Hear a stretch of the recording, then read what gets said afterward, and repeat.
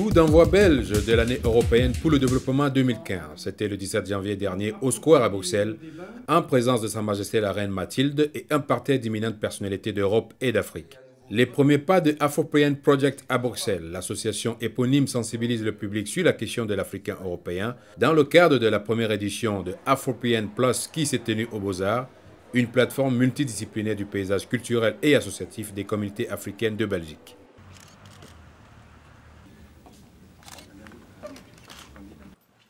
Bienvenue au lancement du volet belge de l'année européenne pour le développement. La journée de lancement de l'année européenne pour le développement a été un succès. La coopération belge au développement en collaboration avec le Beaux-Arts et Africalia a organisé une grande journée d'activités au cœur de Bruxelles pour marquer l'événement. Sa Majesté la Reine Mathilde et le ministre de la coopération au développement, Alexander De Croo, ont rehaussé de leur présence cette manifestation. Un événement également marqué par la présence d'autorités africaines, dont les ministres de la Culture du Mali et du Cap-Vert. En ouverture de séance, la Reine Mathilde a insisté sur le rôle prépondérant joué, selon elle, par la culture dans le développement humain. La culture, une haute forme de liberté de pensée, loin d'être reléguée au second plan, doit être soutenue, insiste la Reine Mathilde. Les programmes d'aide au développement, quant à eux, tant publics que privés, contribuent à la promotion et à la protection de la liberté d'expression artistique, ainsi qu'au dialogue démocratique. C'est en cela que la culture se révèle un allié précieux dans la lutte contre la pauvreté. L'extraordinaire diversité artistique et culturelle, ainsi que la richesse du patrimoine de l'Afrique, au même titre que d'autres continents, renforce le développement durable. Devant un parterre d'invités d'Afrique et d'Europe, le vice-premier ministre et ministre de la coopération au développement Alexander De Croo a rappelé l'enjeu que représente cette année 2015 pour l'Union européenne et ses États membres.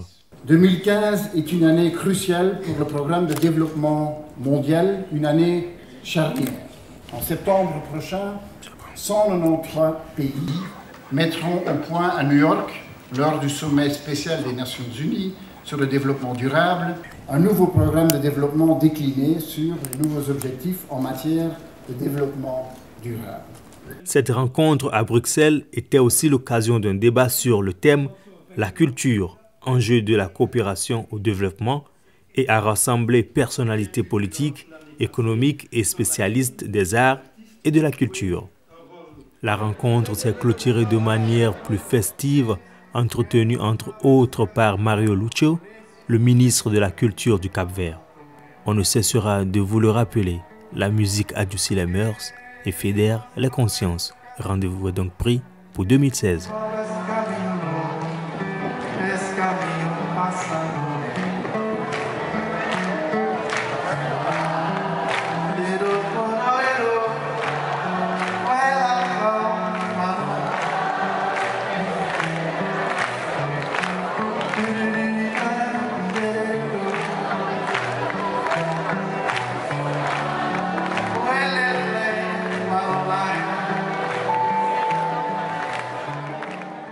En marge du lancement de l'année belge pour le développement, le public nombreux a eu l'occasion de participer à Afropean Plus, un projet qui met en lumière la plus-value des communautés africaines dans le paysage culturel européen et l'interdépendance entre Nord et Sud. Une série de projections, d'expositions et d'animations diverses ont permis aux participants de mieux appréhender le concept et de pouvoir se divertir. Parmi les activités proposées, Brussels Information Press s'est intéressé à Afropean Project. Qu'est-ce que c'est que l'Afropean Project? Chacun y va de sa définition. C'est toute personne qui a dans son background culturel des origines européennes et africaines tantôt. Ceci, quelle que soit sa couleur de peau. Moi, je me dis que c'est une idée. Une idée qui est fondée sur deux valeurs, la diversité et l'inclusion. Suis-je un citoyen de seconde zone, de par mes origines ou de par ma couleur de peau? La deuxième question, c'est mon enfant ou nos enfants, de par le fait qu'ils soient afropéens, sont-ils des citoyens de seconde zone? Et donc à Bruxelles où je vis, je ne sais pas si vous avez les chiffres, mais en gros, le chômage est de 12%. En Belgique, pardon, à Bruxelles c'est 20%. Pour le chômage des jeunes, c'est 30%.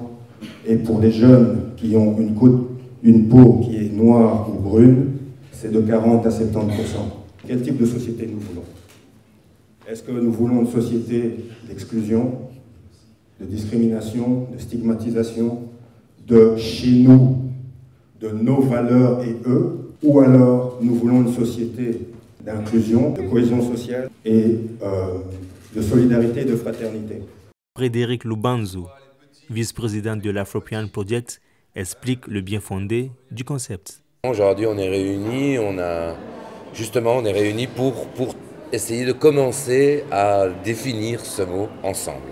Notre envie, elle est positive, ça veut dire, et elle est inclusive, ça veut dire que tout le monde a sa place à l'intérieur de ce groupe, on va dire.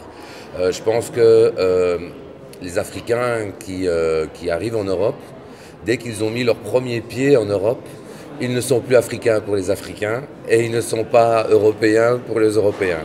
Et c'est là qu'il faut trouver la place de chacun. Vous voyez, la même chose à l'inverse, hein, je veux dire.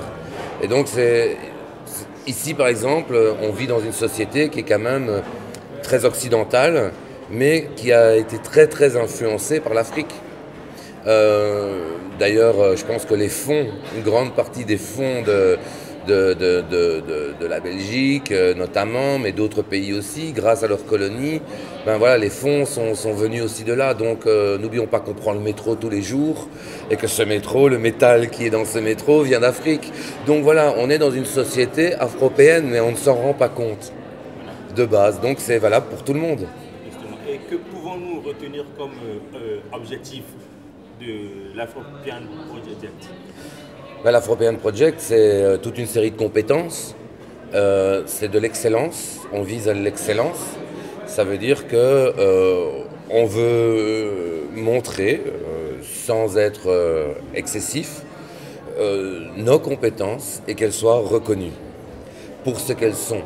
Et non pas pour une quelconque appartenance clanique ou communautariste. Non. Nous sommes des individus, nous avons une force économique, intellectuelle, culturelle qu'il faut développer. Et c'est ensemble. C'est ça l'idée. C'est ensemble qu'on veut développer ça. C'est clair. Ce que je peux vous dire, c'est qu'au niveau, c'est à plusieurs niveaux. C'est au niveau autant des entreprises, arriver à faire en sorte que les entreprises soient éthiques dans leur comportement, que ce soit les européens ou africains, pour qu'il y ait des rapports plus sains entre les deux. Au niveau social, c'est faire en sorte que monsieur, madame, tout le monde se rende compte de notre plus-value dans la société. Et au niveau culturel, ce sont des actions ponctuelles et globales. Donc pour les actions ponctuelles, par exemple, on a décidé de faire un spectacle jeune public afropéen pour diffuser l'idée.